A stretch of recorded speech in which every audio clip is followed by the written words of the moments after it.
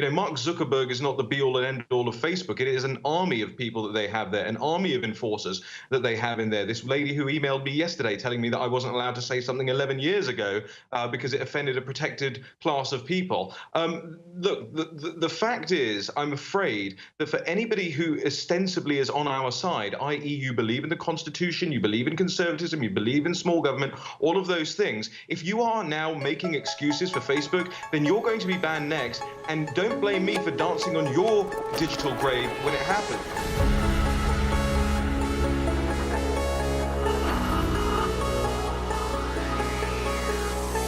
InfoWars, tomorrow's news today. Let me ask you this question. This is so reckless, so brazen, so naked, so crazy, so over the top, but I guess we've been acquiescing so long that we've allowed this type of extreme behavior by our acquiescence.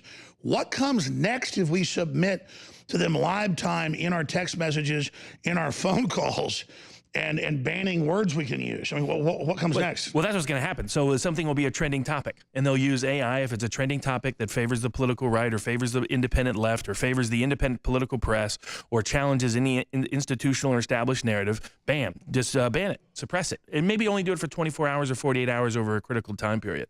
But that effectively would do it. They actually tested this in the French elections when they wanted to make sure Le Pen lost. But for 48 hours, they banned certain kind of activities on social media. And they saw the Populist Party in Spain peaking a week ago. They banned it for a while. Exactly, but banned it from even communicating. So we've seen what the EU model looks like. We've seen what the Chinese social credit model looks like. They're just accelerating. So we're in a technocracy. Absolutely. And it should be outlawed. The government should, but see, the Republicans, I think even some of Trump's people go, well, wait, it's a power we'll get control of. No, you won't. Get rid of it. Stop it. Precisely. It's a direct threat to the core foundational fundamental freedoms of the United States Constitution and the Bill of Rights.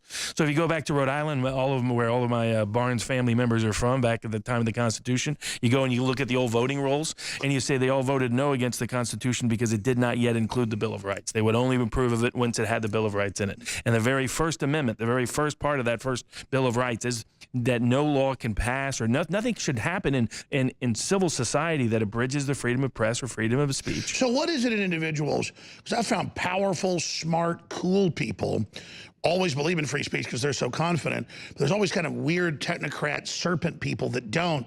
And there's kind of dumbed down folks that don't agree in speech either.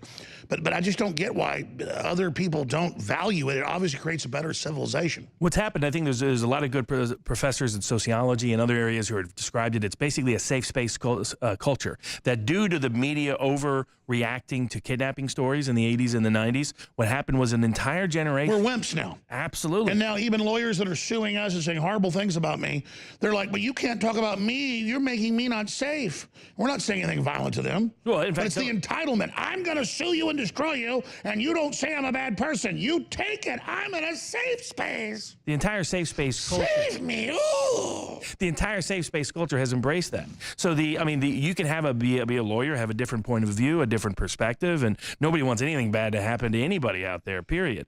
But like you said, that's a big story out right now, is like, how dare Alex Jones's lawyer fight back? He needs to be banned. Exactly. You have people think they get oxygen next? Exactly. You have Daily Beast and other people out there promoting the idea that I should not be allowed to defend you in the public arena. I should not be allowed to defend you in the court of public opinion. I should not be allowed to speak my own state of mind, my own point of view on this, because I've been speaking about this. Well, they run around like rabid dogs attacking us. Oh, no, I mean, all kinds of attacks. Attacks are coming all over the place from the institutional press and from powerful politicians. When you have someone like Senator Murphy going on Meet the Press to say you should be banned from being to save America. Exactly. Which is, I mean, the degree of double deception there. You cannot save America by banning anyone's speech. You kill America by banning anyone's speech. Let's bring in Rahim Kassam, great researcher, great journalist. He's been on the show before, at Rahim Kassam for now on Twitter. They've relaunched a Human Events. I was in high school and had my job at the golf course after hours, and I remember ordering Human Events, and it came, I guess, every week or something in the mailbox. But they've relaunched it. Congratulations on that. We'll talk about it. But what do you make of this, the mass censorship? Because, again, we have the smoking gun, my friend. We have a month ago, and I hope you'll write about this, them saying we studied Jones, nothing anti-Semitic. Well, even if it is anti-Semitic, we have a free speech, but I didn't. Then they still run with this, ban Laura Loomer, and Milo Yiannopoulos, who happen to be Jewish, and me mix in Farrakhan to make it look reasonable, and then just go ahead with the defamation and then say you can't say Alex Jones's name. What do you, I mean, maybe this is a simulation. We're playing the 1984 game on steroids, or I mean, what is this? You know, whenever people have made historical comparisons to 1984, I've typically balked because it tends to be a little bit trite and it tends to be a little bit shoehorned in. But the fact of the matter is, when people are posting pictures, a picture of you, a picture of Milo, a picture of Laura, just pictures, not saying anything, to their Instagram accounts, those pictures are being blurred and removed today. If that's not the memory hole, if that's not Winston Smith's memory hole from Orwell's 1984, then I don't know what is. Well, hold on. Tell us about this as a journalist, because I got thousands, I say thousands, hundreds are coming in an hour. People saying, I try to even say your name, it's banned. It's not just on Facebook, it's happening everywhere on these big platforms. You're saying they're blurring images of us now. Yeah, that's absolutely right. A friend of mine was showing me pictures earlier where she was trying to post pictures of her friends with you guys, whether it was in, you know, the Trump Hotel in Washington, D.C. or CPAC or whatever it was. And the pictures were being blurred and removed, and they were getting a notification that said this has to come down off your page now or you'll be banned as well. Wow. So even people that take a picture in public, that, oh my God, wow. And Trump doesn't take action on that. A private citizen can't put up a wow. There it is. You know, and that's what you've got on the screen there now. It's exactly what I'm talking about.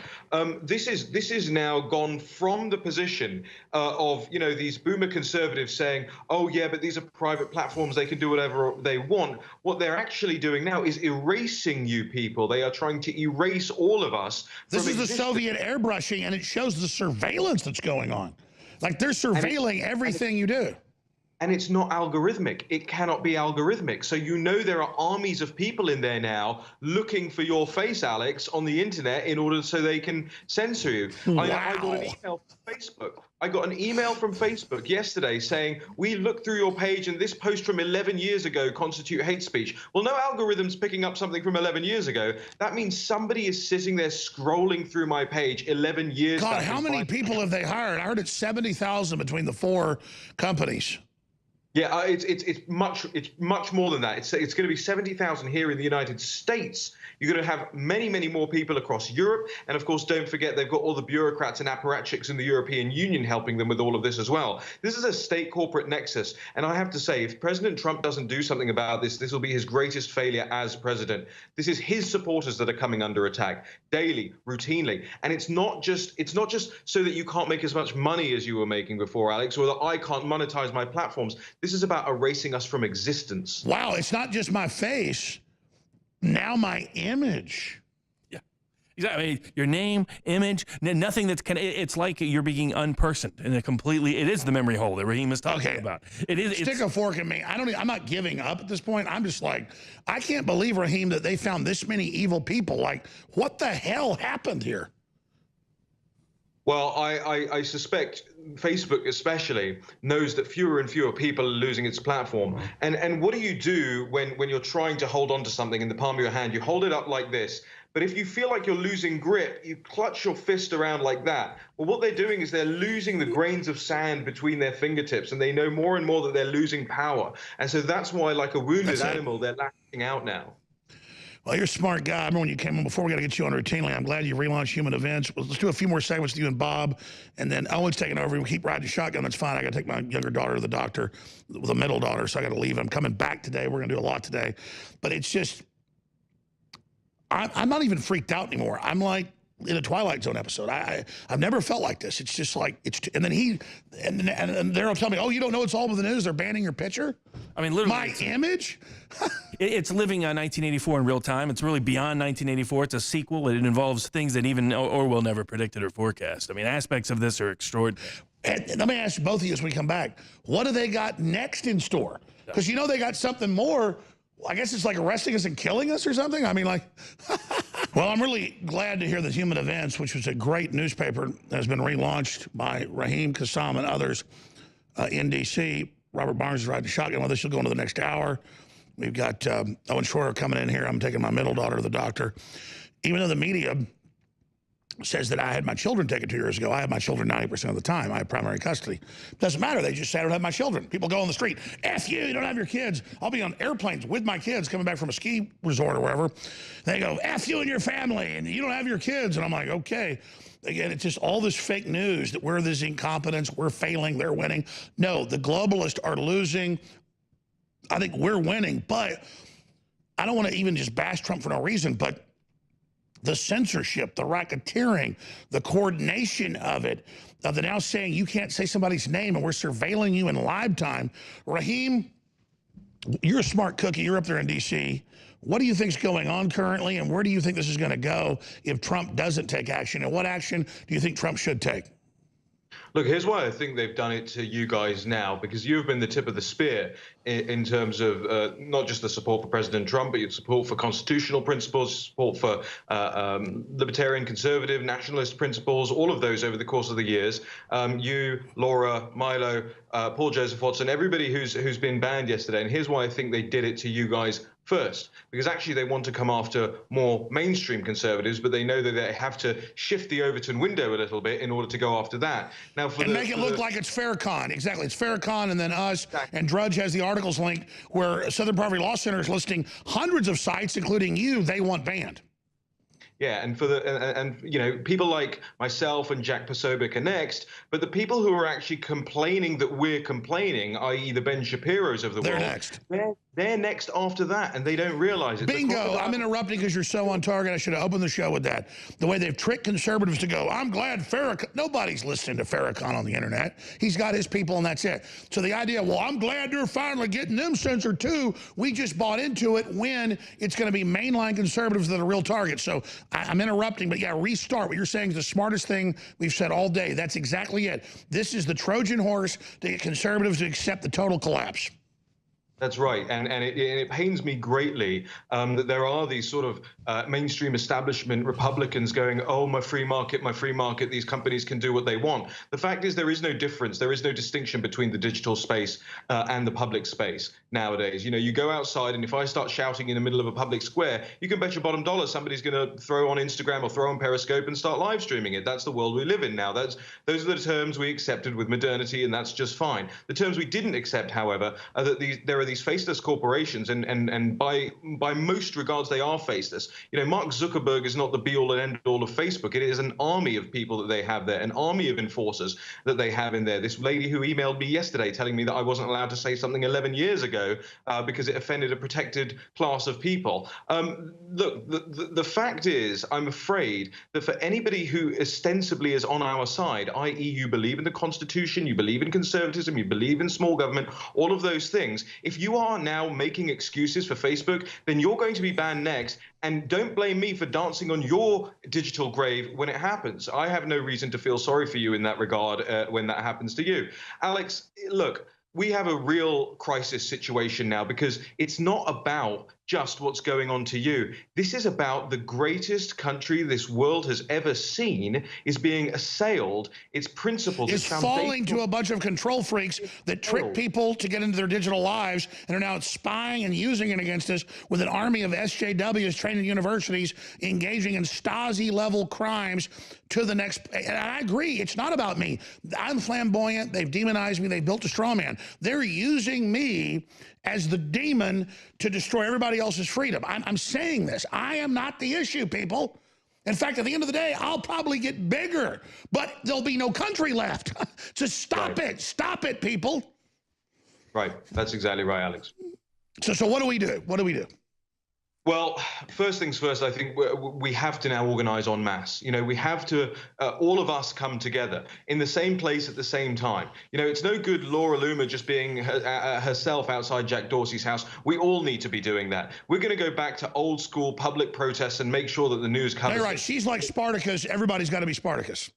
Everybody must be Spartacus at this point, and all credit to her for sticking her neck out and doing this way before anybody else was. I think we all need to start following in her footsteps. The other thing we need to do is stop electing these crappy conservatives who don't actually believe in defending their own people that vote for them, okay? And if President Trump wants to put himself amongst those people, then so be it. He needs to act on this as well. Robert will tell you, from a legal perspective, there are many avenues we can pursue here. From a legislative perspective, there are a lot of avenues we can have here. I know you have a big audience, and you have very, very, people who are willing to fund fights like this going ahead right now. We need to build our own sort of platform whereby we can one click let everybody in that Congress know who's ostensibly on our side. We need our own sleeping giants. Exactly. We need our own database of folks ready to go to war.